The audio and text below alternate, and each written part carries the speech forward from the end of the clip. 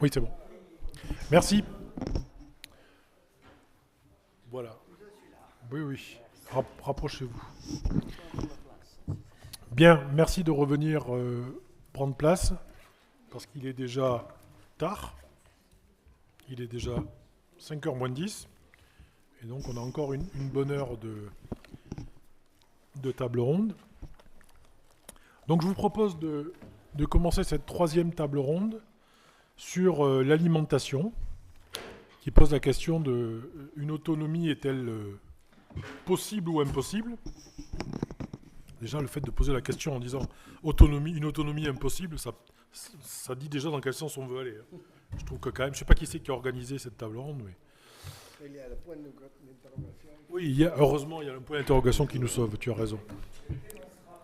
Non, on dénoncera personne. Donc cette table ronde s'interrogera sur la notion de souveraineté alimentaire, derrière laquelle se dessinent des visions parfois divergentes à l'échelle des pays méditerranéens. Entre autosuffisance, relocalisation des productions, accès équitable au marché, diversification des sources d'approvisionnement ou encore résilience face aux chocs extérieurs, il s'agira de préciser les contours de cette notion et d'examiner les stratégies possibles pour améliorer la sécurité alimentaire, tout en réduisant la dépendance vis-à-vis des marchés internationaux. Alors, pour répondre à cette très simple et facile question, nous allons avoir le plaisir d'accueillir trois intervenants. Tout d'abord, nous avons le professeur Giulio Malorgio. Je suis vraiment désolé, c'est pas ma langue natale. C'est difficile. Non, il faut au moins essayer. Hein. Donc, vous êtes professeur à l'Università di Bologna, en Italie. Jusque-là, ça va, j'ai bon. Bien. Sur ma droite, nous avons le professeur Ali Berk, professeur associé en économie agricole de la Direction générale de la recherche et des politiques du ministère de l'Agriculture et de la Forêt turc à Ankara. Merci de m'avoir épargné les difficultés de prononciation. Et puis, j'ai aussi M. Omar Ben Saoud, qui est membre de l'Académie d'agriculture de France, professeur associé au SIAM et à l'Université d'Alger, donc en Algérie. Merci, messieurs, de votre présence. Bon, on n'a pas de gens féminines hein, pour cette fois-ci. On est vraiment désolé et on s'excuse. On vous prie de nous excuser du non-respect du ratio de minimum 50%. D'ailleurs, en son temps, j'avais signé il y a longtemps une déclaration par laquelle je refuserais de participer à des événements qui n'auraient pas 50% de gens féminines dans les intervenants. J'espère que l'équilibre est respecté sur les 3 jours. Bon, merci Thierry de me rassurer à cet égard. Alors, messieurs, il s'agira de répondre, suivre les axes de discussion et de proposition suivantes. Faut-il miser sur la territorialisation ou sur les grandes filières? Quelles articulations sont possibles entre les circuits de proximité et les dynamiques d'échanges internationaux? Donc déjà, proximité, hein, la locavore, être locavore ou être plutôt un consommateur international. Deuxième question qui pourrait être soulevée, l'agriculture vivrière et les cultures de rente sont-elles nécessairement opposées ou peuvent-elles être complémentaires?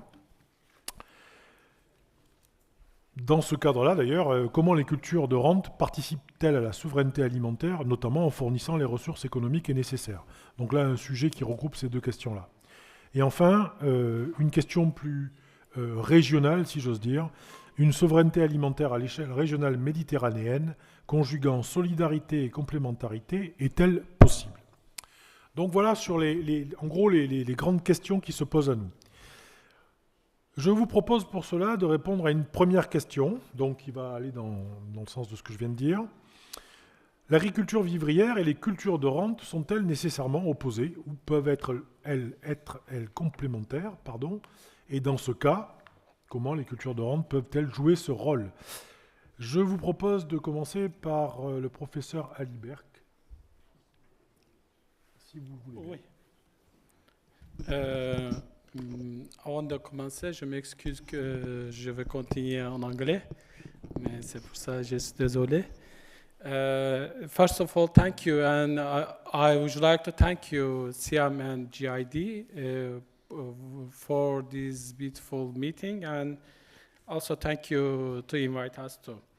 Actually, I would like to give some basic information about Turkish agriculture. That in Turkey, almost 24 million hectare agriculture farmland and 3 million farmers. And mostly our Turkey export to 2,000 product, more than 2,000 country in the world. And also Turkey is a top producer and exporter country in almost 10 products, such as hazelnut, dried figs, and grapes, something similar products. And also, in regional context, Turkey plays important role in Black Sea Grain Corridor Agreement because of the war between Russia and Ukraine. Also, now our population is almost 82 million people. But we should produce more than these, we should feed more people than this one, because you know that 82 million people and plus also 62 million tourists comes in Turkey each year, and 10 million refugees who comes from Syria and Afghanistan, Pakistan. So we should produce and feed more people. Actually, Turkish agriculture consists of small-scale farmers, and 85% of the farmers have less than 100 hectares. So, related to our discussion issue, says that thanks to government subsidies and 50% grant programs, small-scale farmers produce more and more products, and agro-industries have been supported by government. Almost 2 billion euros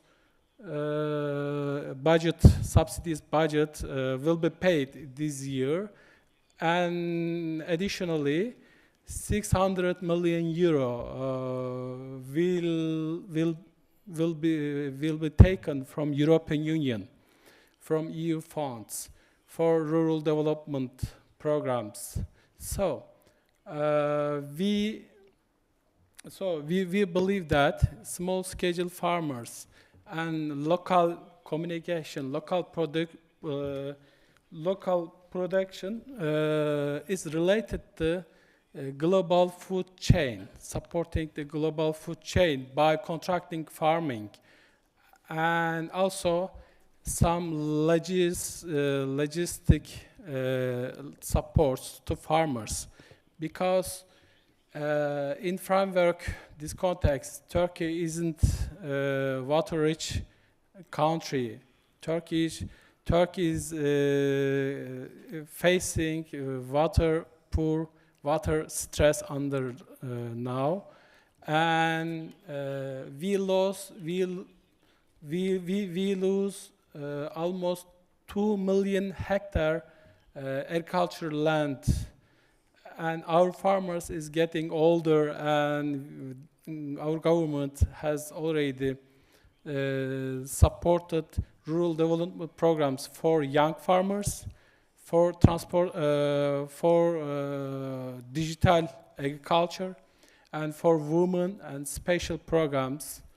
So we think that if our governments or agriculture politics can be redesigning in the framework under climate change in the Mediterranean region, of course it's possible to produce the food chain and reinforcing all the chain together.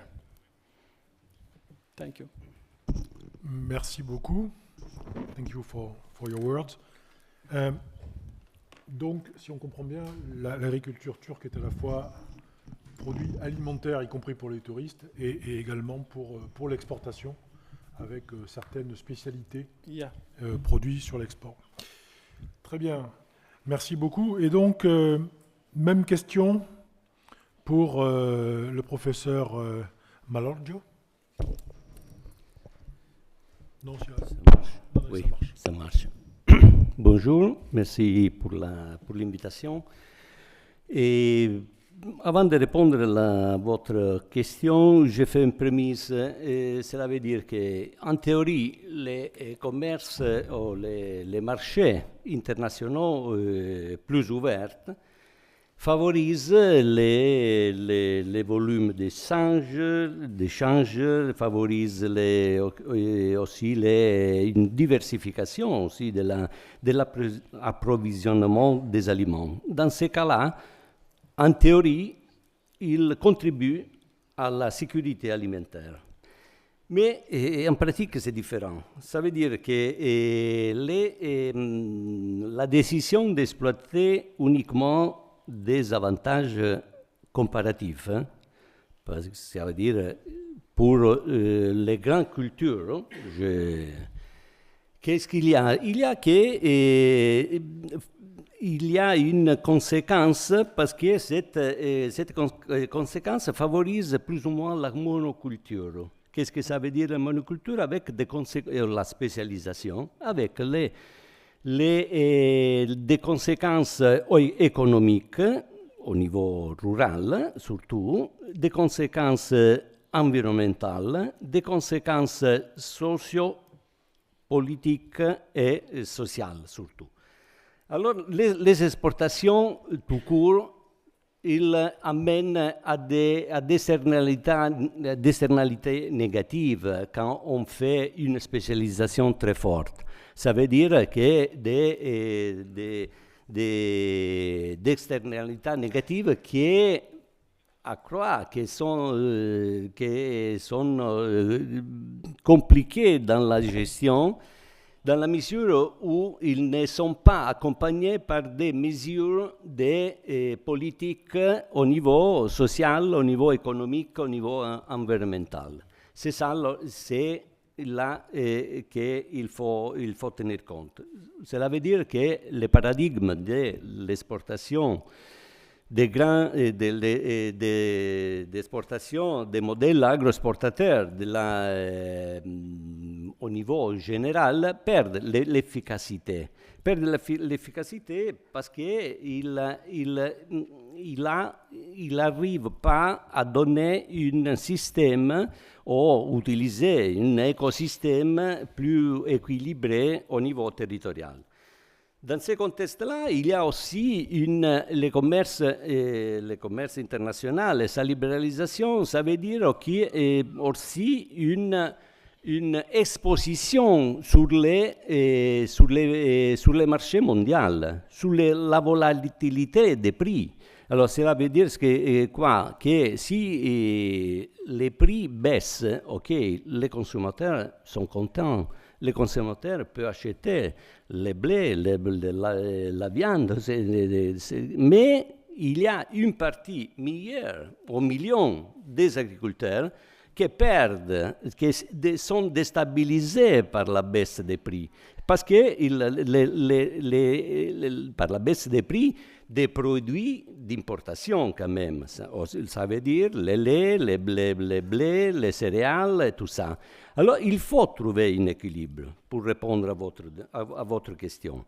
Un équilibre des prix, d'abord. Mais de toute façon, je fais une autre prémisse. Ça veut dire que les pays du sud de la Méditerranée, ils comptent plus ou moins 6% de la population mondiale. Ils importent les 15% des céréales et les 30% des blés. Ça, c'est le balancement, si on peut dire. En plus, il y a une forte urbanisation, il y a une demande qui pousse, parce qu'il y a l'urbanisation qui, dans les 30 ans, il a augmenté de 270%.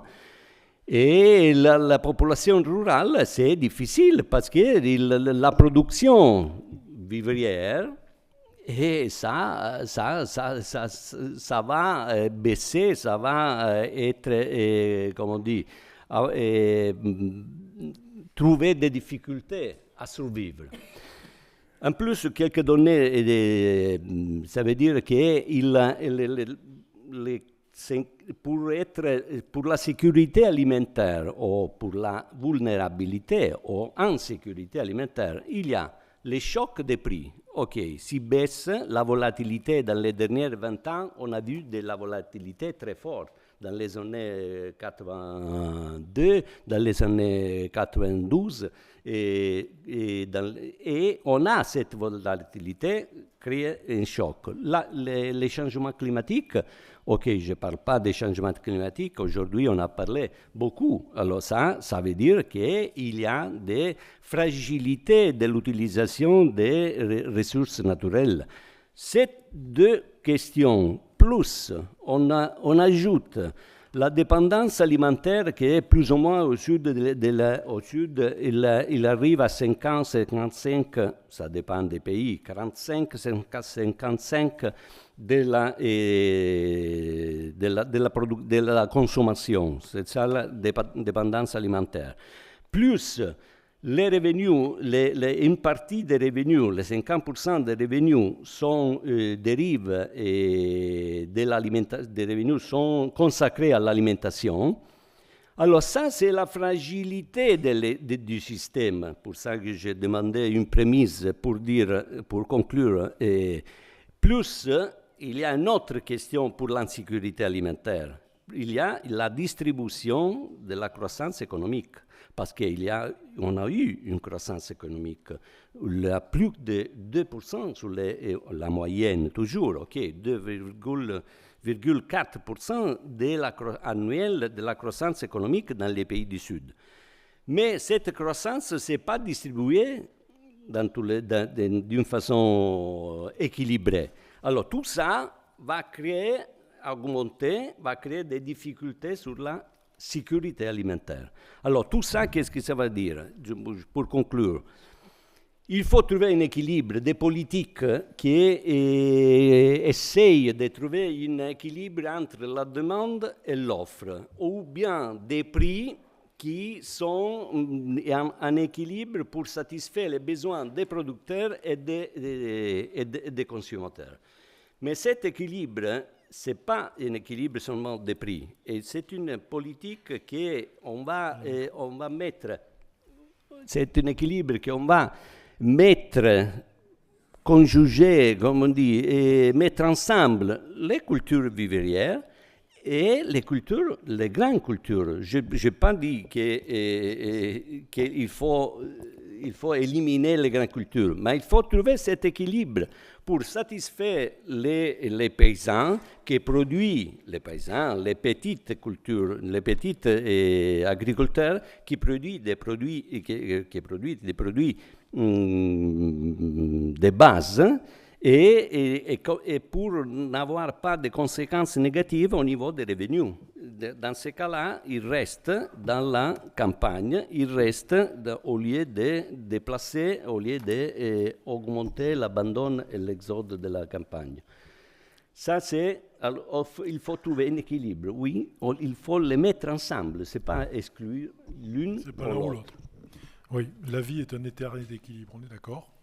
Bien, on est rentré dans la complexité du problème, là, des deux côtés, les deux premières interventions. Et puis, j'en viens donc à M. Bessaoud. Quel est votre point de vue sur la question? C'est une vieille question. En fait, je ne sais pas si vous m'entendez. Oui. C'est une vieille question. Elle s'est posée dans les pays du sud de la Méditerranée, déjà à l'époque coloniale.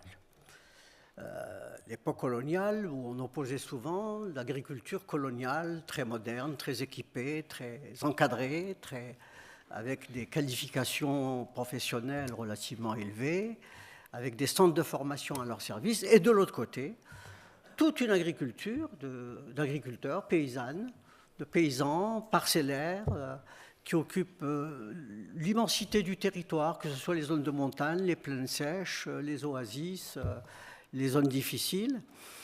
Et il se passe, et je crois que ce modèle se reproduit après les indépendances, il se passe que c'est le modèle d'agriculture coloniale, moderne, etc., tourné vers l'exportation, l'agriculture de rente, qui a eu, et c'est ça la question la plus qui m'apparaît intéressante, c'est qui a bénéficié des aides de l'État, qui a bénéficié des politiques publiques, qui a bénéficié de l'encadrement, au détriment de l'immense majorité. On voit ce modèle se reproduire pratiquement à travers toutes les politiques publiques du Maroc à l'Égypte, disant, bon, ben, pourquoi pas exporter, sauf que aujourd'hui, je crois qu'on est arrivé, je veux dire, à la fin, à l'épuisement de ce modèle, pour des raisons qui sont liées, à une détérioration importante de la qualité des sols. Une des dernières études de l'OCDE, la FAO, disait que la productivité des terres dans ces pays-là a diminué pratiquement d'un tiers, et puis à l'épuisement des ressources en eau. Et aujourd'hui, face au changement climatique, je crois qu'on est devant un dilemme, une question, celle, comment aujourd'hui rééquilibrer les choses, d'autant que l'agriculture paysanne, c'est des millions d'actifs, et le Maghreb et l'Égypte a cette chance d'avoir encore une paysannerie relativement robuste qui occupe le territoire, qui assure souvent la sécurité alimentaire de proximité, de leur territoire, de leur famille. Et ça, c'est extrêmement important. Alors que l'agriculture de rente, c'est vrai qu'on exporte, mais cela n'a pas rendu tous ces pays-là moins dépendants des marchés extérieurs, notamment pour les produits de base. Je pense aux céréales, je pense au sucre, je pense aux huiles alimentaires, y compris aux productions laitières. Donc on a cette opposition. Moi, en tant que, je mets les guillemets, spécialiste des politiques publiques, cette domination de l'agriculture moderne, consommatrice d'intrants, de matériel agricole importé, pas fourni par les industries domestiques locales, donc dépendantes en amont, qui aussi est soumis à des instabilités de prix sur les marchés en fonction des conjonctures politiques, géopolitiques. Donc je crois que ce modèle ne tient plus pour des raisons qui sont simples à mon avis. Une dégradation avancée des ressources naturelles qui menace l'alimentation des populations, puisque l'agriculture c'est un peu la base de l'alimentation de nos populations dans le sud de la Méditerranée. Et puis, la nécessité d'introduire des mécaniques de progrès de cette agriculture paysanne qui est là, qui est en attente de soutien, de relais. Parce que toute la question est, lorsqu'on examine les budgets des États, les budgets agricoles, on se rend compte que la petite paysannerie, la paysannerie parcellaire, l'immense majorité des paysans ne bénéficient pas des soutiens, des aides, des formations, des encadrements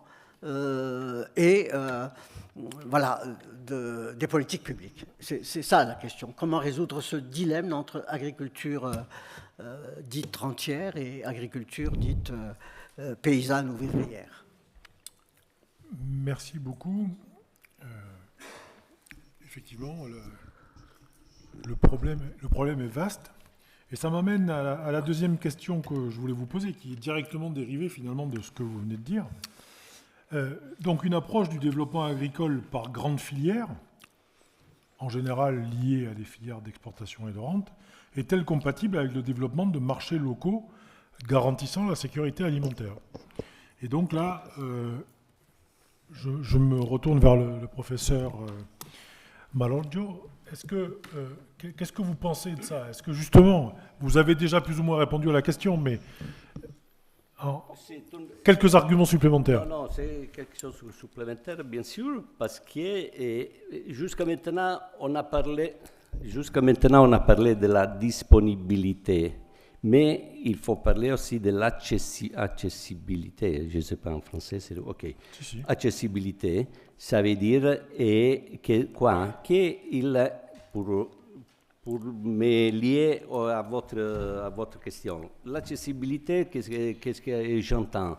Et que dans les dernières années, dans les dernières 10 années, plus, on observe, on constate que l'accès des petits agriculteurs sont réduits complètement dans l'accès aux canaux de la grande surface, de la grande distribution, c'est complètement réduit. Ça veut dire, en plus, dans la chaîne de valeur, les agriculteurs en général représentent les 8% des valeurs finales de la production. Ça veut dire que là, les petits agriculteurs perdent pratiquement des pouvoirs de négociation. Aussi, il y a aussi une augmentation de la distance entre producteurs et distributeurs, et producteurs et consommateurs. Il y a cette distance qui s'élonge et pratiquement on contrôle, on connaît, on peut choisir. En plus, il y a une distorsion des mécanismes de gestion de l'environnement alimentaire. Qu'est-ce que ça veut dire? Ça veut dire que les consommateurs, il est, comme on dit, dans la situation, dans les contextes qui poussent que les consommateurs, il n'est pas libre de décider quoi faire, mais il est toujours conditionné par la grande surface, par les politiques, par la publicité, par tout ça. Alors, ce type de situation a pratiquement l'accessibilité, c'est pratiquement bouleversé. En plus, il y a aussi la partie de la homogénéisation des régimes alimentaires. Il y a une standardisation complète, pas complète, une standardisation du régime alimentaire, de la diète. Il faut pas soutenir la diète méditerranéenne, mais quand même, il y a une standardisation de la diète alimentaire. Alors, pourquoi j'ai fait cette prémisse? Cette prémisse, c'est qu'il faut trouver des solutions liées des alternatives d'ancrage territorial. Ça veut dire qu'il faut trouver une différenciation des politiques, différenciation des gestions du territoire, différenciation de la production, gérer la production pour avoir cette diversité. Cette diversité qui amène au développement local. Développement local, ça veut dire que, par exemple, les dénominations d'origine, c'est un exemple des terroirs, des différenciations des terroirs. Et un autre exemple de développement des systèmes locaux, c'est la bioéconomie circulaire. En Italie, il y a des exemples. La bioéconomie circulaire, qu'est-ce que ça veut dire? Que la prémisse est le contexte social qui participe, public, privé, et les agriculteurs, avec cette bioéconomie circulaire, ça veut dire qu'on utilise de la biologie renouvelable, des produits biologiques renouvelables, et avec l'économie circulaire pour la réutilisation une fois c'était des gaspillés, des déchets, des gaspillages, quelque chose comme ça. Alors, ce type de gestion, ce type pour rencontrer les besoins et la santé du consommateur, il faut organiser au niveau territorial. Il faut trouver des solutions au niveau territorial qu'il faut différencier la production, qu'il faut donner une identité et surtout il faut avoir une liaison entre organisation privée et organisation publique en utilisant les liens territoriales pour valoriser les produits locaux et pour trouver une sorte de sécurité alimentaire aussi au niveau même de la qualité. Encore une fois, c'est très simple à dire, beaucoup plus difficile à mettre en place, mais partage tout à fait. Il y a peut-être des filières sur lesquelles c'est plus facile à faire. Il y a les politiques de développement rural qui, en Europe, on a mis 10 ans, 20 ans pour s'approcher. Tout à fait, tout à fait. Monsieur Bensaoud, qu'est-ce que vous pensez de ça? J'ai perdu de... La question, je la répète. Oui. Une approche de développement agricole par grande filière est-elle compatible avec le développement de marchés locaux garantissant la sécurité alimentaire? Autrement dit, est-ce que le fait de travailler sur des grandes filières de rente est compatible avec le développement de production locale, le tout dans une idée de garantir la sécurité alimentaire? Ce serait compatible sous condition de meilleure distribution de meilleure répartition, d'une distribution plus équitable des ressources budgétaires de l'État.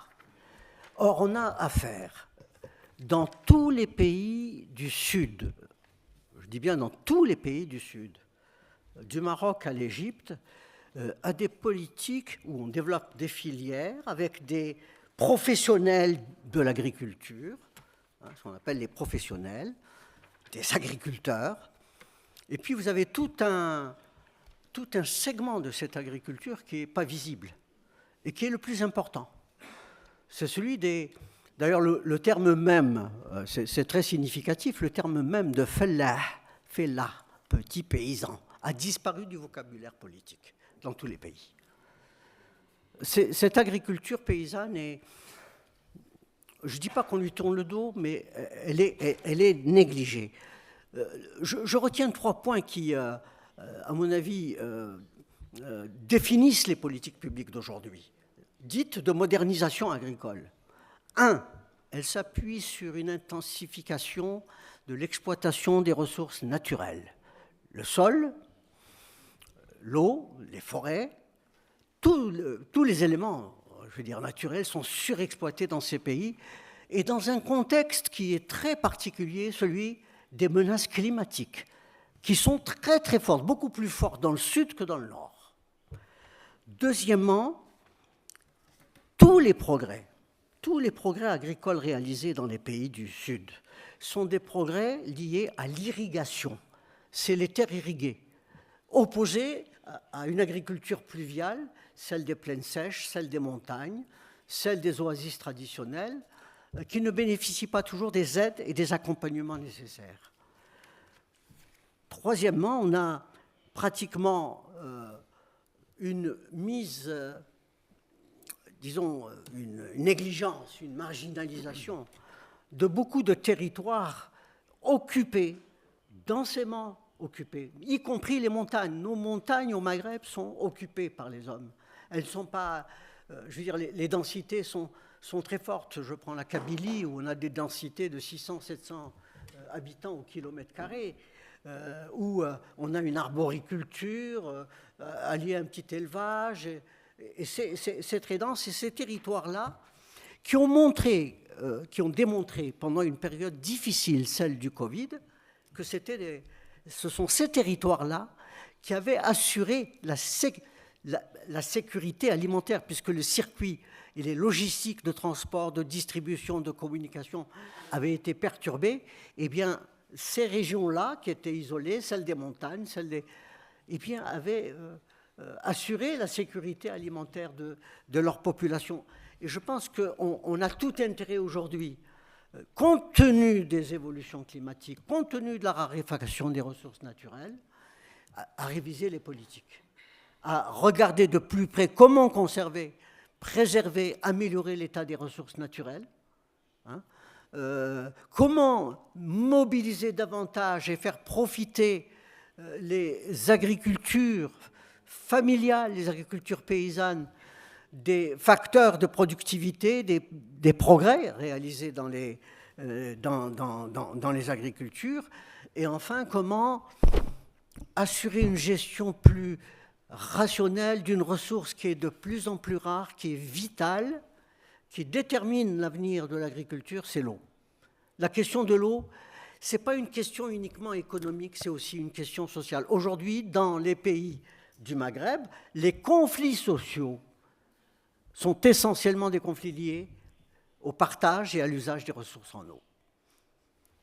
Et je peux parler de la Tunisie d'il y a quelques mois, du Maroc avec des conflits, de l'Algérie également sur les conflits entre les agriculteurs oasiens et les agriculteurs, une classe d'hommes d'affaires soutenue par l'État algérien pour développer une agriculture du Sud qui s'appuie sur une exploitation intensive d'une ressource en eau non renouvelable. Voilà. C'est très clair. C'est très clair. Les pouvoirs publics ont une grande responsabilité. Professeur Ali Berk. Oui. Merci. Actually, you know that I've just mentioned some points. Okay, firstly, I want to say that the agriculture that we know is not agriculture that we live today. What I mean? I mean that today the many agriculture and many inputs, many products, it's produced in another place, and transportation and logistic and consumer centers are different. So, just to give an example from Turkey, Turkey depends on other countries about the fertilizer and energy, for example, and that affects product price almost 12 or 18% averagely. I mean that even if that we support the local development, we cannot control the product price. The another side is the logistic security.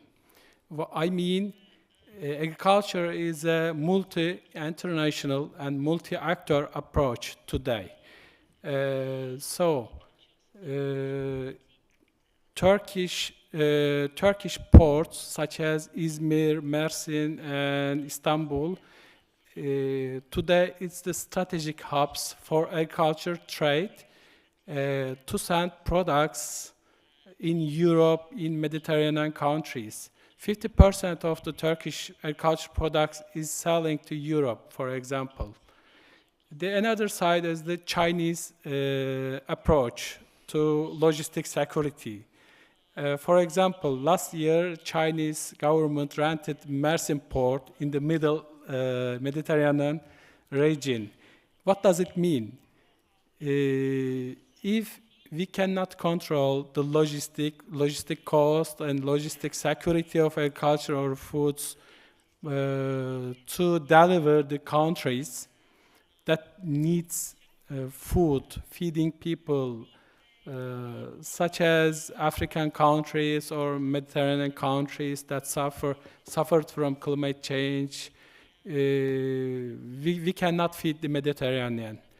Of course, everybody remembered that because of the Russian and Ukraine war, the grain export was cut off by Russians and Ukrainians. And the food inflation in Europe, in Mediterranean countries, also in Turkey, it has been increased because of the external factors. Okay, after that, Black Sea Grain Deal Agreement, the food price decreased, but never decreased as much as before. What I mean? I mean that, of course, supporting the local development, our farmers and local development, and our farmers, mostly small-scale farmers, they cannot reach the credit possibilities, they cannot use our resources such as water, land, something like that, they cannot get education, well educated, they cannot access the technology, but they need the support. They are poor against the external factors at international or regional level. I mean that yes, we should establish a balance between the local development and monitoring and evaluation, not only domestic markets, but also external markets too. Thank you. Thank you so much. Donc effectivement, on comprend qu'il y a des problèmes majeurs entre l'accessibilité des petits producteurs au marché et à l'organisation, le soutien des petits agriculteurs par les pouvoirs publics et après tous les aspects logistiques qui peuvent lier l'approvisionnement global des marchés en matières premières qui sont produites ailleurs. Donc globalement, on sent qu'il y a une concurrence effectivement entre les grandes productions, les grandes cultures, les marchés locaux, et qu'il y a une grosse différence d'appréciation et d'organisation qui peuvent conduire à de grandes difficultés d'approvisionner ces marchés locaux, surtout s'ils ne sont pas soutenus par les pouvoirs publics. Autrement dit, bon, ça va être difficile de répondre à la dernière question, qui est la question de conclusion, hein, qui sera la suivante. La souveraineté alimentaire en Méditerranée est-elle une utopie ou un objectif atteignable par la coopération et la solidarité? Maintenant, on a bien compris qu'au niveau de chacun des pays, il y a des difficultés au niveau national. Si on joue la carte de la solidarité entre pays, au niveau de la Méditerranée, est-ce que finalement on peut arriver à essayer de résoudre ce qui a été à un moment donné un projet qui était presque proche d'aboutir, hein, comment on arrivait à cette union méditerranéenne qui peut-être à l'image de l'Union européenne aurait permis d'avoir des marchés régionaux autour de la Méditerranée. Vous avez la chance d'avoir une mer qui permet de faire du commerce relativement facilement entre toutes les rives de la Méditerranée. Messieurs, comment vous répondez à cette question? On va commencer par Monsieur Vessaoud. Ne faites pas celui qui ne peut pas répondre à la question, vous répondez à toutes les questions. Non, je ne sais pas si je réponds, mais moi, ce que je constate, c'est que y a les rapports de coopération, notamment entre le Nord et le Sud, ne sont pas des rapports de complémentarité. Le Nord vend au Sud les produits de base, les céréales, les produits laitiers, le sucre brut qui est transformé, les huiles brutes, enfin, qui sont également transformées par les industries locales.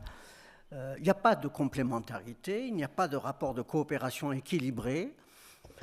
Il n'y a pas non plus entre les pays du Sud eux-mêmes de rapport. Je prends l'exemple, je ne sais pas, Maroc, Algérie, le niveau des échanges est de quasiment 4%, insignifiant. Il en est de même avec l'Égypte ou avec la Tunisie voisine. Donc vraiment, parler de complémentarité, ça me semble relativement hasardeux. Et parler de solidarité non plus? Solidarité, chacun essaye, en fonction de ses besoins, en fonction de ses rapports de force internes. Les politiques sont indépendantes, il n'y a pas de concertation. Il n'y a même pas d'institution de concertation. L'Union pour le Maghreb arabe ne marche pas, il n'y a pas de concertation régionale, ne serait-ce que pour des questions qui sont d'importance régionale, qui sont celles du changement climatique. Il n'y a pas d'échange entre les trois pays pour mettre en œuvre des politiques communes d'adaptation de l'agriculture au changement climatique. C'est une question sur laquelle je viens de travailler et c'est très surprenant. Je veux dire, on est confronté aux mêmes défis, aux mêmes questions, y compris sur la gestion des ressources. Je veux dire, c'est les mêmes problèmes, mais il n'y a pas là-dessus il y a des tensions plutôt que des coopérations. C'est ça qui prédomine. Voilà. Pour essayer d'être un tout petit peu positif, non. Juste, je complète ma question. Est-ce que, par exemple, un organisme comme le SIAM n'aurait pas un rôle à jouer peut-être pour essayer sur ces questions d'alimentation, de coopération en termes d'agronomie? Non, le SIAM a produit, le SIAM, comme le Plan Bleu, a produit d'excellents rapports, a fait des analyses des états de situation. Je vous renvoie à des rapports qui ont été déposés il y a quelques années, qui sont consultables en ligne. C'est les rapports que nous avions élaborés dans le cadre du programme NPARD, coopération sur l'agriculture et le développement rural. Mais très honnêtement, je suis un peu... Pas de concret, quoi. Non, non, non, parce que les pouvoirs publics locaux sont fermés à tout débat public. C'est ça la question. Les politiques publiques dans les 3 pays du Maghreb ou les 4 pays du Maghreb ne font pas l'objet de débats publics. Lorsqu'on cherche à analyser qui décide des politiques, quels sont les canaux, les circuits.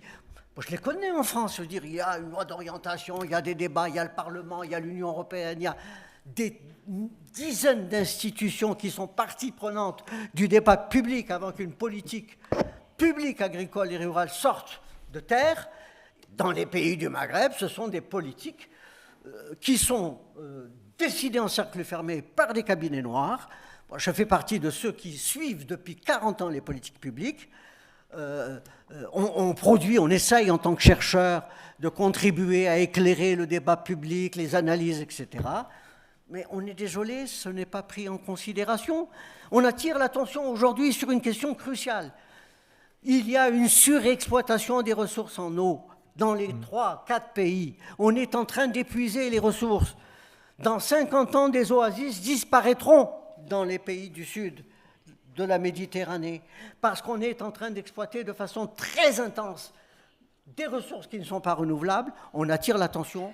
Ce qui les intéresse, c'est produire pour exporter. C'est tout. Le reste, même pas. Je veux dire, lorsqu'on parle de la sécurité alimentaire, qui assure aujourd'hui la sécurité alimentaire? La sécurité alimentaire dans tous les pays du Maghreb, ce sont les petits paysans qui assurent, qui font du blé, qui font du lait, qui font des productions vivrières, qui approvisionnent leurs ménages, qui assurent la sécurité des ménages et parfois de leur territoire. Ce n'est pas l'État. Voilà la question. Et c'est cette opposition qu'il faut briser. Il faut que les politiques publiques prennent en charge la paysannerie dont, je dis, ayant travaillé des années ici sur le développement rural, la question c'était celui du dépeuplement des territoires, de ceci, cela. Là-bas, on n'a pas besoin de revivifier les territoires, de les repeupler.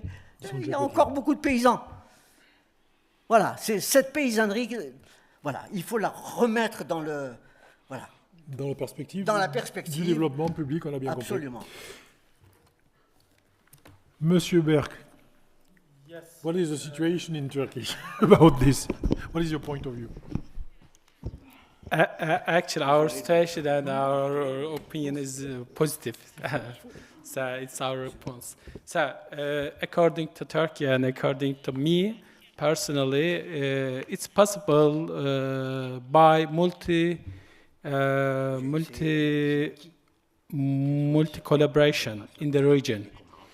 Okay, and for example, in Turkey, individually as a country, we have prepared many strategic documents and policy documents, something like that. As a Mediterranean region, we have already submitted and prepared, included at least 5 or 10 document strategy as regional actor. But the problem is that we think the old mentality perspective the problem, because we you know that, for example, climatic change, we prepare separated documents for each problem separately. Okay, we don't think that's our common problem, and nobody will come and save us from this problem. Okay, so for example, regional regional cooperation. Climate adaptive agriculture models offer an Mediterranean changes such as drought and rising temperature. We should establish a new Mediterranean food supply chain, a new model as a regional countries. Digital transformation make us equal and give us a new perspective. Cross-border data sharing, early warning systems, decision support mechanisms, and actually cross-border rural development approach. I'm sure each country try something else, something political instruments for rural development, but as we see today, okay, even if you did it perfect, you cannot success without any other country, your neighbors, okay, because of that poverty, social welfare, and immigration, refugees, okay, so we have, believe us that we have enough experience about this issue. And so we believe that, the Turkey believe that multilateral collaboration and multi-actor collaboration, a new perspective under these conditions. And the conditions, it's not fixed, it's changing day by day against any problems in the region. Thank you. Merci beaucoup. Donc, une coopération multi-acteurs et multilatérale évolutive dans le temps, c'est ce que vous appelez de vos voeux. Oui. Oui, alors, professeur. Oui. Ok. On ne parle pas de préliminaire hein, cette fois-ci. Non. La solidarité, la souveraineté alimentaire, il doit être un objectif. Parce que face à la transition écologique qu'on a et face aux crises alimentaires, les énergies énergétiques, la crise alimentaire énergétique, et aussi la situation, les scénarios géopolitiques, il faut penser une souveraineté alimentaire comme une stratégie de développement et de régénération territoriale pour augmenter la sécurité alimentaire. C'est une construction d'un modèle socio-économique, social. Il y a une dimension sociale. Il n'y a pas, la coopération du commerce entre les deux rives, ça va, mais ça n'a pas abouti beaucoup à quelque chose de développement ou de sécurité alimentaire. Il faut avoir une dimension sociale où on supporte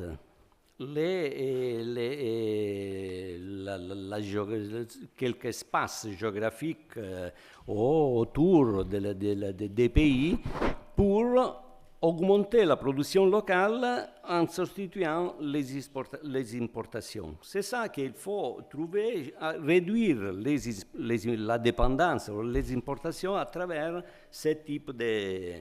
Quoi faire? Quelle est pas la solution, je parle d'une solution quand même. Il faut aider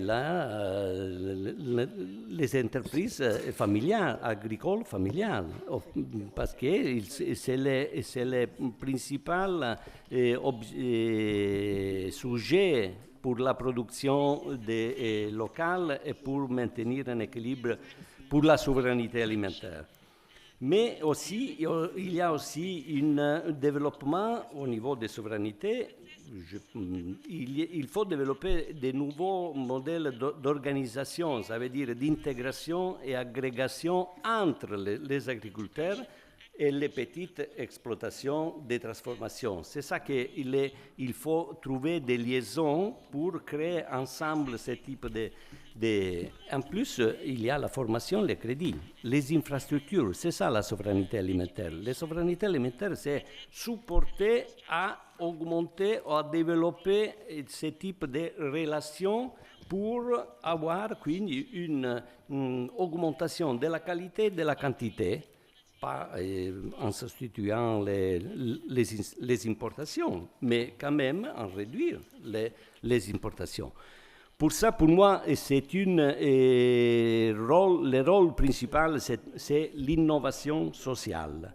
L'innovation sociale, qu'est-ce que ça veut dire? Trouver la création de valeurs sociales, ça veut dire l'utilisation des biens publics, les terroirs, tout ça, avec des relations sociales entre les publics, les privés, et c'est ça la coopération. Coopération non seulement commerciale, mais une coopération sociale de solidarité.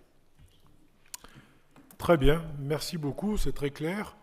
Alors, on va passer aux questions. Oui. Cher collègue, tu veux rajouter quelque chose ou... Non, je crois qu'il y a de très belles questions qui vont arriver. Très bien. Merci. Merci, bonjour à tous.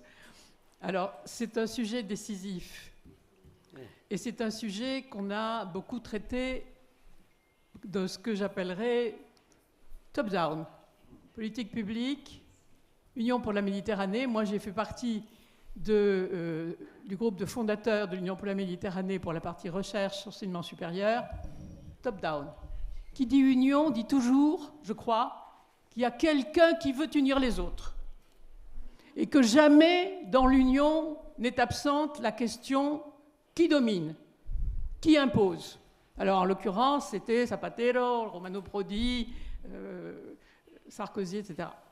Mais moi je dis que ces approches top-down se traduisent par ce qui a été décrit, c'est-à-dire le fait que les petits producteurs se sentent souvent délaissés, laissés à leurs propres ressources, sans appui des pouvoirs publics. Or, et ça n'a peut-être pas été suffisamment souligné dans cette table ronde, mais moi je suis une méditerranéenne de cœur, parce que vos pays, je les connais.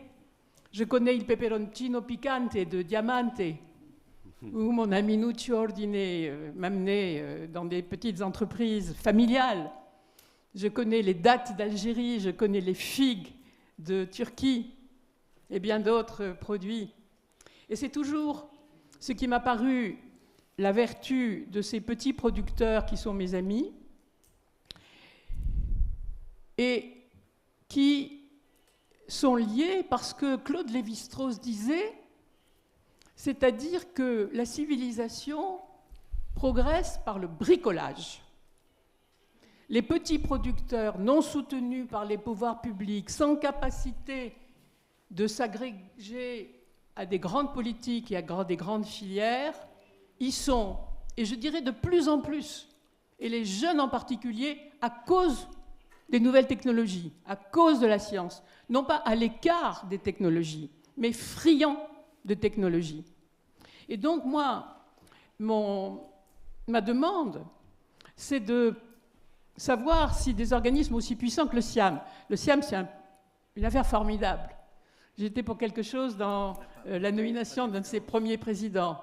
Le GIDE est quelque chose qui ressemble au SIAM, parce qu'il réunit des personnes qui ont des expériences de terrain, des chercheurs, mais qui ont tous une grande expérience internationale, qui ont tous passé des années en Afrique, dans les pays du Maghreb, à l'Est, à l'Ouest, etc. Et j'en fais partie.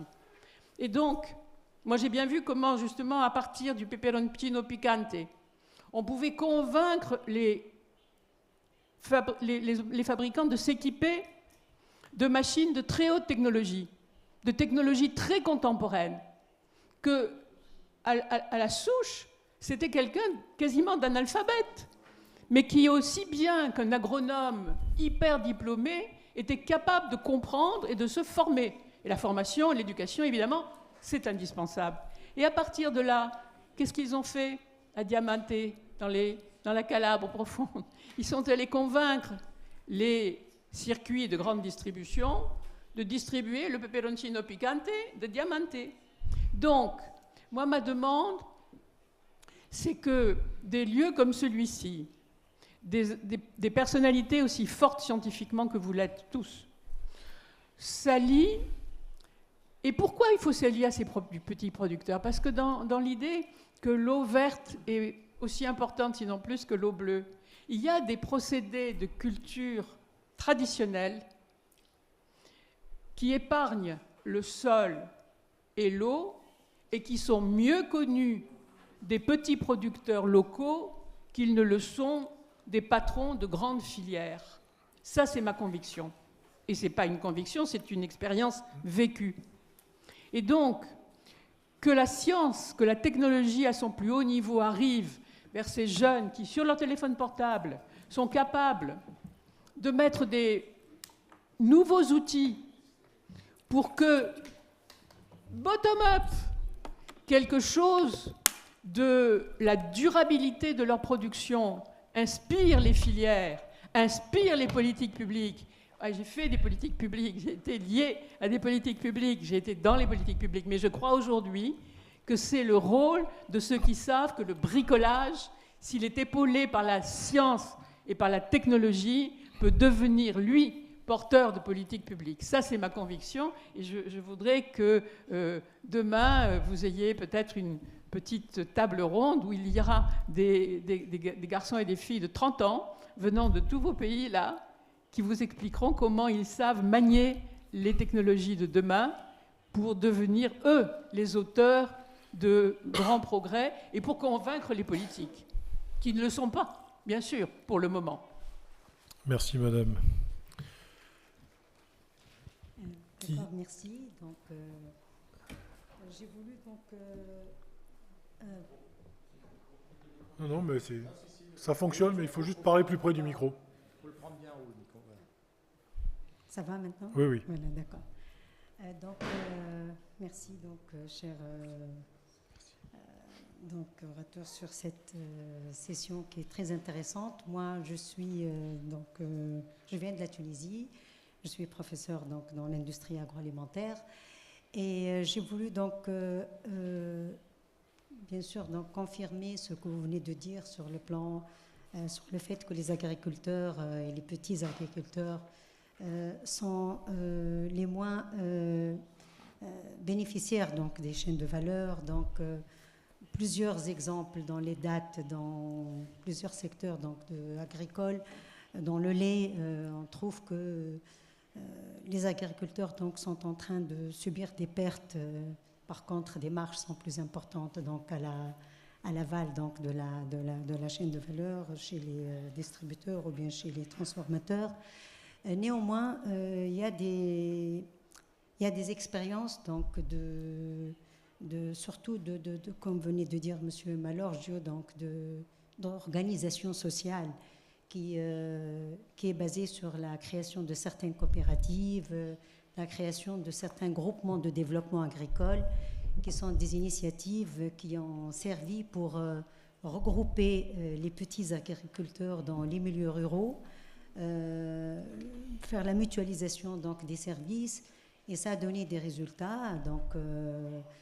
Donc à travers des clusters, on a montré comment cette initiative de regroupement a donné des résultats donc meilleurs au niveau du milieu rural.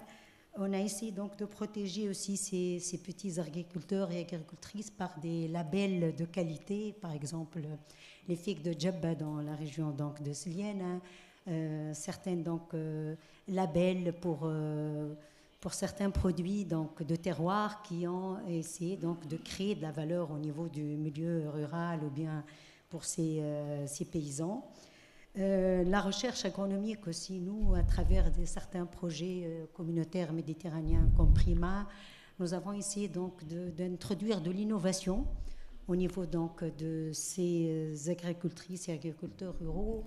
On essaie donc de les aider donc à transformer surtout les produits agricoles, donc à travers donc des innovations de transformation et des contrats même avec les PME. Nous avons essayé donc de créer de la valeur au niveau de ces régions pour les rendre plus donc viables et pour créer donc de la valeur ajoutée.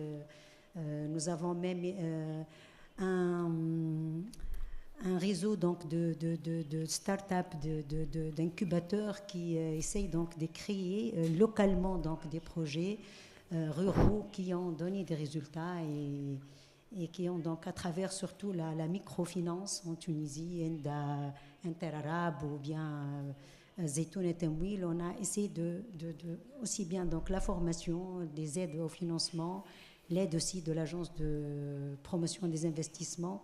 Ce sont des essais pour créer donc la valeur, pour sauver cette paysannerie donc des risques et des problèmes donc de viabilité. Je vous remercie. Merci de ces exemples. Allez-y. Bonjour. Oui, ça marche. Ça marche. Oui. Très bien. Bon, merci pour l'ensemble des interventions qui sont vraiment très complémentaires, parce que, comme disait ma collègue, il y a effectivement ce qu'il faut faire au niveau des petits agriculteurs pour les former, les encadrer, les aider à avoir un accès sur le marché. Et donc il y a un certain nombre d'interventions ont insisté sur l'équilibre qu'il faut avoir entre effectivement les cultures, enfin les grands producteurs et les petits. Et moi j'ai adoré l'intervention de Omar Bessaoud. Là vraiment j'ai adoré parce que c'est effectivement une opinion très tranchée. Alors elle est tranchée, donc ça permet le débat. Hein, c'est un compliment. C'est un compliment et je vais le titiller un petit peu. Non parce que je me situe à une opinion inverse de ce qu'il a présenté. Alors sur ce plan-là, j'ai plus de questions que de certitudes. Hein. Je suis un peu dans la philosophie de Coluche, vous savez, je suis ni pour ni contre, bien au contraire. Donc je vais juste vous titiller pour essayer d'avancer un peu le débat. Alors là, ma première question, c'est est-ce que vraiment le modèle de paysannerie n'est pas un peu fantasmé au sens où, à l'heure de la mondialisation, le paysan de 2025, est-ce que c'est vraiment le même que le paysan des années 80-90, à l'heure d'une mondialisation, où il peut s'acquérir finalement tous les intrants dans l'autre bout de la planète, qui peuvent être des intrants, des pesticides, etc., interdits par exemple par la réglementation européenne. Hein, et puis, voilà, est-ce que vraiment ce n'est pas de la naïveté de croire qu'il est suffisamment aujourd'hui naïf pour ne pas chercher des solutions de survie, quitte pour augmenter ses rendements, hein, quitte à aller effectivement s'approvisionner en substances beaucoup plus toxiques que celles qui sont utilisées dans les grandes cultures. Ça, c'est ma première question. La deuxième, c'est concernant effectivement le rapport entre les cultures de rente et les cultures vivrières. Bon, souvent, on plaide dans les pays en développement pour les cultures dites de rente à cause des entrées de devises. Donc, c'est une façon de capter du revenu. Avec toutes les externalités qu'on connaît, etc., par rapport à l'environnement et par rapport au fait qu'elle consomme énormément de territoires qui auraient pu être mis au service de l'agriculture vivrière. Mais par contre, alors c'est une question peut-être un petit peu naïve, hein, parce que je ne connais pas très bien le système. Je me demande, est-ce qu'il y a une réflexion qui a été faite ou qui est à faire par rapport, non pas à la captation des revenus des cultures de rente, mais à la diffusion des savoirs agronomiques et des savoirs managériaux que ces cultures-là ont nécessairement acquis au service justement des cultures vivrières, ce qui ferait finalement émerger cet équilibre dont on a parlé pendant le débat. Voilà. On répond, on a 1 minute pour répondre, donc 30 secondes par question. Est-ce que les petits paysans existent encore? Est-ce qu'on peut faire profiter du savoir-faire des cultures de rente sur les cultures vivrières? Micro. Ce n'est pas parce que les politiques publiques n'évoquent pas cette catégorie sociale, ce groupe social qui n'existe plus. Les petits paysans existent. Moi, je prends le cas de la Tunisie. La Tunisie, l'autonomie, l'indépendance pratiquement par rapport au marché mondial du lait. C'est qui l'a acquis? Ce sont des petits producteurs locaux du centre-ouest de la Tunisie, du côté de Mahdia, avec des petites coopératives, avec un élevage compris entre 5 et 10 vaches, et qui est collecté par des dizaines et des dizaines de petits collecteurs, approvisionnant une usine de production de lait qui marche très très bien. Ce sont des petits agriculteurs. Ces petits agriculteurs, je les ai rencontrés lors du Covid.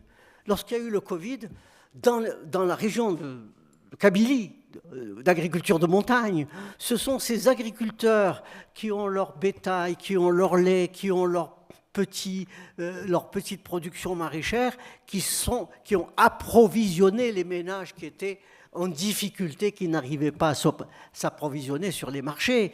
Et vous les rencontrez, je reviens d'une visite dans la région de El Golea, c'est dans le sud, pour voir un peu comment se portent les palmeraies algériennes. Parce que les palmeraies, le système traditionnel, les oasis sont en plein déclin. Mais elles sont en déclin pour 2 ou 3 raisons. L'une, c'est le fait qu'elles ne sont pas adaptées aux évolutions des marchés, du progrès technique, etc., qu'il n'y a plus de grimpeurs, il n'y a plus de personnel et de gens pour entretenir. Et vous savez bien que dans les oasis, c'est un entretien, une force de travail manuel intensif qui est mobilisée, mais aussi parce que l'eau qui est mobilisée, aujourd'hui, ce ne sont pas les palmeraies qui en profitent, ce sont les nouveaux investisseurs, une classe d'hommes d'affaires fabriqués par l'État. Une fabrique vraiment, j'ai vu comment ça fonctionnait, qui se sont branchés sur les cultures stratégiques qui sont primées, subventionnées, sur des matériels subventionnés, des engrais qui sont subventionnés, etc., et qui passent leur temps à collecter une partie de la rente pétrolière. Moi, c'est ce modèle-là qui m'embête, je veux dire. Pourquoi négliger ces dizaines qui occupent les territoires, qui produisent, qui assurent les sécurités alimentaires au niveau local au moins? Pourquoi les négliger? Voilà, c'est vraiment la question. C'est pas une question. Un peu moins succincte que je pensais, mais les éléments de réponse. Non, mais les éléments de réponse. Non, parce que bien sûr, il faut développer. Voilà, on dit je suis excessif. Bon, non, je suis pas excessif. Non, il n'a pas dit ça. Non, souvent, très souvent, mes propos sont très très durs vis-à-vis des politiques publiques. Alors, on a un complément de réponse là, mais 1 minute. Une minute sur les peperoncinos. Il ne fallait pas ouvrir la boîte de Pandore. J'aime beaucoup les peperoncinos. Ok, ça va. Oui, les peperoncinos, c'est bien, parce qu'il y a une spécialisation locale, territoriale, il y a les savoir-faire, tout ce qu'on a dit jusqu'à maintenant. Mais il faut l'intégration publique-privée. Alors, si les publics, ça ne marche pas, même si les privés, ça marche, mais les publics, parfois, ça ne marche pas bien. Et alors, ça, c'est difficile, parce qu'il faut trouver améliorer, moi je me l'écris, la capacité endogène de la communauté. Ça veut dire que les relations, les réseaux, la capacité de s'organiser, celui-là, organiser aussi le public. Moi, alors, ça va, bottom-up, mais il faut un substrat très fort. C'est ça le problème. Pour répondre à M. Amoudi, c'est juste 1 minute. Alors, les services de connaissance de transfert, il n'y a pas de transfert des entreprises capitalistes aux petits entrepreneurs. Il n'y a pas de transfert parce que selon moi, je ne connais pas l'Algérie ou je ne connais pas d'autres pays, mais de toute façon, les entreprises capitalistes bien mécanisées, les drones, les standardisés, tous les outils possibles, possibles, alors on ne peut pas les transférer, au moins s'ils sont obligés par l'État pour dire, OK, tu fais des leçons, des formations à quelques petits entrepreneurs, OK, ça va. Ça, mais moi, je ne sais pas s'il y a quelque chose comme ça au Maghreb ou dans quelque part. Mais c'est difficile, le transfert. Le transfert, tu as compris. les services de transfert de différentes connaissances. On va repasser la parole. Ah oui. Attends, Oui. on a un troisième panéliste. Okay, just last 1 minute. It's for me. Just I would like to share with you 2 points. The first one, normally our farmer population is 3 million people, 3.1. But in the system, farm registered system, 2.1 million farmers, we have it. What does it mean? It means that almost 1 million people, 30% of the farmers, is out of the system and cannot take any subsidies from the government. But they produce, they live, they survive for self-sufficiency, for their families, for relatives, etc. The second one is that it's so interesting that recently we have economic crisis in Turkey. In the city centers, many people, young people or retired people, they lost their job and they have turned back in the rural areas at the farms. They started the refarming in the rural areas. The second one, the young people or who still live in the city center, their relatives are the farmers, okay? So their families have sent many kind of the foods from rural areas to city centers. So interestingly, the bus companies demanded they demand extra money to transport these foods. I mean, food, agriculture and food products from the rural areas, from the origins, has been sent the city centers to support. It's a kind of the crisis insurance. They played the role in the difficult times in the domestic markets. Merci beaucoup. Thierry, Alors, à vous. Il y avait, du coup, pour boucler un peu la séance, il y avait quelques demandes de parole des panélistes précédents. Donc, j'ai passé la parole à Mustapha et à Emine après. Et ensuite, quelqu'un d'autre dans le fond de la salle. Merci. Moi, en 30 secondes, pas en tant qu'ex-panéliste, pour partir un peu plus à l'aise vis-à-vis de moi-même, pour ne pas être sur des positions très tranchées et d'autres controverses. On en a déjà eu assez. Premièrement, moi, je ne crois pas du tout à l'analyse dualiste où il y a d'un côté les grands et les autres les petits. Et puis les territoires ruraux fonctionnent autrement, ne serait-ce que dans mon pays. Il y a toute une mosaïque d'agriculture et un continuum. Et puis il y a une complémentarité dans les territoires. C'est-à-dire, si je prends rien que le cas de la plaine où mon école est, où je travaille depuis une bonne 25 ans et plus, si je prends les grands domaines entreprises agricoles, modernes, tout ce qu'on peut dire, et la petite agriculture familiale, ils vivent dans une complémentarité incroyable. Aucune d'elles ne peut évoluer sans l'autre. C'est-à-dire, si je prends la petite agriculture familiale, dont l'essentiel des revenus, pas l'essentiel, mais une bonne partie vient du salariat agricole, il n'est pas fourni par la petite agriculture familiale, qui a quand même une création d'emplois très faible, et sinon, ça sera l'immigration en ville. Et du coup, les journées de travail créées dans les grands domaines de pommiers et autres, c'est quand même une très bonne source de financement pour la petite agriculture et inversement pour les autres domaines. C'est une sorte de symbiose quelque part créée au fil des années, mais je ne généralise pas le modèle, mais c'est des modèles de responsabilité, c'est une RSE, une responsabilité citoyenne si on peut dire. Hein.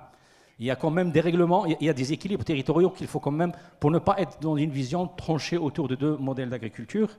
Et de deux, par rapport à la question de méditerranéenne, en tant que méditerranéen de cœur aussi comme madame, moi je crois fortement à cette solidarité qui est là, cette complémentarité, mais pas au sens commercial du terme. Hein. Ce n'est pas business as usual. On a vu M. Trump, qu'est-ce qu'il a fait. Hein. Et signe, et puis il montre à tout le monde. C'est des accords, c'est des deals. Par contre, si je prends le cas des nouvelles technologies, on a fonctionné sur un petit projet de recherche qui s'appelle MEDIA sur les systèmes alimentaires au Maghreb. Et dans la situation que décrit mon collègue Amar avec beaucoup d'amertume, hein, entre les blocages qu'il y a, en particulier entre le Maroc et l'Algérie, on ne peut pas être sur le territoire. Les agriculteurs, ils ont dépassé ça par les réseaux sociaux. Et ils sont très, très dynamiques, plus dynamiques que les chercheurs. Hein. C'est-à-dire, rien qu'il y a moins d'un mois, il y avait une exposition agricole, je pense, en Algérie, en Tunisie. Et moi, je suis dans un groupe WhatsApp où il y a les agriculteurs. Ils donnent leur avis sur les emballages. Et si je prends rien que les producteurs du safran, il y en a au Maroc avec une tradition forte du safran, et puis des initiatives au sud d'Algérie avec des nouvelles safranières. Il y a un échange d'apprentissage impressionnant sur les itinéraires techniques, sur les bavures, etc. Et ça ne se fait pas par les agences de développement du Maroc ni de l'Algérie. Parce que si on passe par ces canaux, c'est bloqué, parce qu'on sait bien que les blocages sont plutôt politiques. Et j'ai l'impression que, en situation de gros conflits, à travers l'histoire, on a vu que ce qui maintient les liens, c'est les citoyens, c'est la recherche scientifique, l'art et le sport. Hein. Ils peuvent redémarrer parce que les politiciens, on les connaît, hein, on vit avec eux. Inacola dit plus le demain, on va nous dire préparez vos projets, on est très copains maintenant avec le PX ou Y, et on ne prépare pas des réseaux en 24 heures. Les réseaux s'entretiennent. Et du coup, moi je pense que cette solidarité et complémentarité, comme le cas du SIAM, d'autres réseaux, ça permet quand même de garder cette solidarité, cette complémentarité, pas en production agricole, mais en analysant déjà les problématiques de l'agriculture. Ce n'est pas qu'en vendant qu'on fait de la complémentarité, c'est en réfléchissant aussi ensemble. Ok, alors j'aimerais rebondir sur l'intervention de Omar sur les politiques publiques. Alors, c'est pas que j'aime les politiciens, bien au contraire, je les estime pas beaucoup, mais j'aimerais quand même voler un peu au secours de l'État, parce que l'État, pour définir des politiques publiques, il a besoin d'interagir, il ne peut pas le faire seul. Et en fait, ce qui s'est passé, c'est que le secteur privé a su très bien s'organiser. Je vous rappelle quand même, il y a 30 000 lobbyistes enregistrés officiellement à Bruxelles, 45 000 à Washington, et dans le Maghreb, oui, c'est des cabinets noirs. Mais c'est la même chose. Je veux dire, à la fin, c'est la même chose. Ça tire les profits en dehors de la ferme. Et donc, le secteur privé s'est organisé pour fournir des policy briefs et influencer les politiques publiques. L'agroécologie, elle a besoin d'être au niveau des agriculteurs, elle a besoin d'être décentralisée, ça ne peut pas être un modèle qui est centralisé. Et là, il y a une vraie opportunité en ce moment, il y a un mouvement de souverainisme qui est en train de se développer en Afrique, vous en entendez parler, il y a l'Alliance des États du Sahel, même la Tunisie, l'Algérie, tout le monde veut être indépendant, quand même les bases militaires françaises, américaines ont été expulsées, il y a tout un mouvement, et si vous prenez par exemple ce qui se passe un des États de l'AES, les ministres de l'Agriculture sont très fortement impliqués directement dans l'agroécologie. Pourquoi ? Parce que ça les aide dans leur souveraineté. Et là, en fait, en Tunisie, j'aimerais quand même compenser. On a eu, c'est vrai, les cabinets noirs continuent à exister. On a une politique agricole qui est sortie il n'y a même pas un an, qui favorise les projets d'irrigation en île d'Olive dans le sud pour les grands exportateurs. Donc ça, c'est typique du cabinet noir. Mais l'État, il y avait un festival d'agroécologie il y a 15 jours, il y avait des représentants de l'APIA, l'association d'investissement, ils nous disent « mais fournissez-nous, aidez-nous, dites-nous ce qu'on doit faire, on vous écoute ». Et c'est la réalité, ça a marché. On leur a fourni un policy brief en tant que société civile à but non lucratif. Ils ont changé la loi. Ils ont désubventionné les produits, les équipements, labour du sol, etc., pour favoriser des projets d'agroforesterie, etc., etc. Donc en fait, si la société civile, les agriculteurs, s'organisent de façon à but non lucratif par la société civile et savent faire des policy briefs, l'État, il écoute. Mais comme la nature a horreur du vide, évidemment, si la société civile et les agriculteurs ils ne savent pas s'aligner pour fournir des policy briefs, eh ben, les privés, ils le font. Et là, on a les cabinets noirs, on a les lobbying, et ça va dans la direction opposée. Mais je voulais quand même vraiment dire que l'État, même dans le Maghreb, il sait écouter la société civile si elle sait lui parler. Mais comme a dit la personne de l'APIA, je reprendrai ces mots qui est venue, elle a dit, venez pas faire un artisam en disant, on veut ça, on veut ça, on veut ça. Parce que les agriculteurs, il faut quand même dire que c'est quand même la seule profession au monde qui est tout le temps, donne-moi, donne-moi, donne-moi. Je veux dire, quand il y a eu la crise du Covid, les fabricants de chéchia ou les fabricants de chaussures, ils ne sont pas venus dire à l'État, il faut m'aider, il faut m'aider, il faut m'aider. Les agriculteurs, toujours dès qu'il y a un problème, il faut m'aider, il faut m'aider. Voilà. Donc si les agriculteurs savent s'organiser, moi je pense que l'État peut très bien les écouter. Je ne sais pas si vous aviez une réaction à... Non. Moi j'avais une question pour Ali. Il y a toujours de la traduction ou pas? Oui. Ouais. C'était donc sur la Turquie. Est-ce que depuis la chute du régime de Bachar, il y a beaucoup de Syriens qui sont revenus en Syrie? Enfin, je sais qu'au Liban, par exemple, il y a une grosse main-d'œuvre syrienne dans le monde agricole. Est-ce que c'est aussi le cas en Turquie, vu qu'il y a quand même beaucoup de Syriens? Et est-ce qu'on peut imaginer que c'est une menace peut-être pour l'agriculture en Turquie, la perte de la main-d'œuvre syrienne?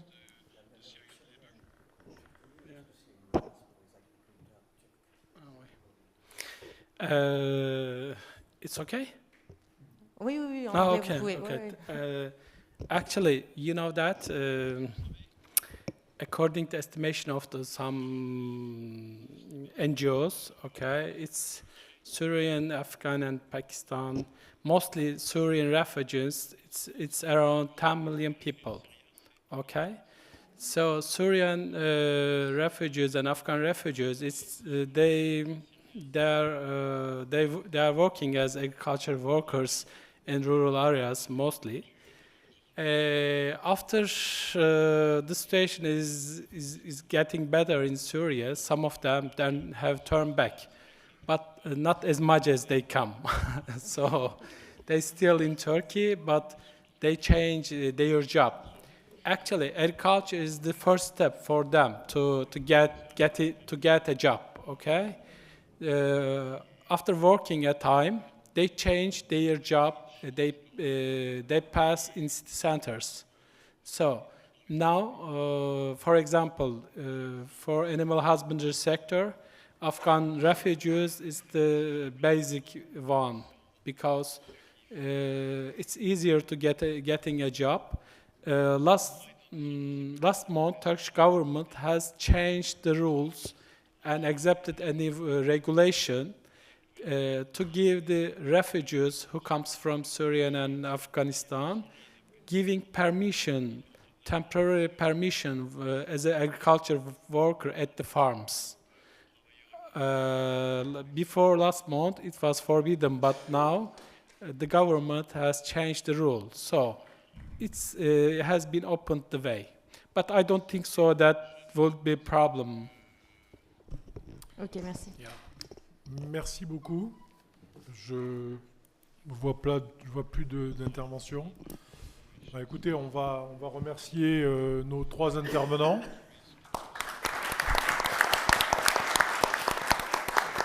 Et plus largement tous ceux qui sont intervenus cet après-midi. Mon cher collègue, tu veux dire un mot de la fin ou... Très bien, merci beaucoup à tous pour votre présence cet après-midi, puis à demain pour les suites de ces journées. Bonne soirée.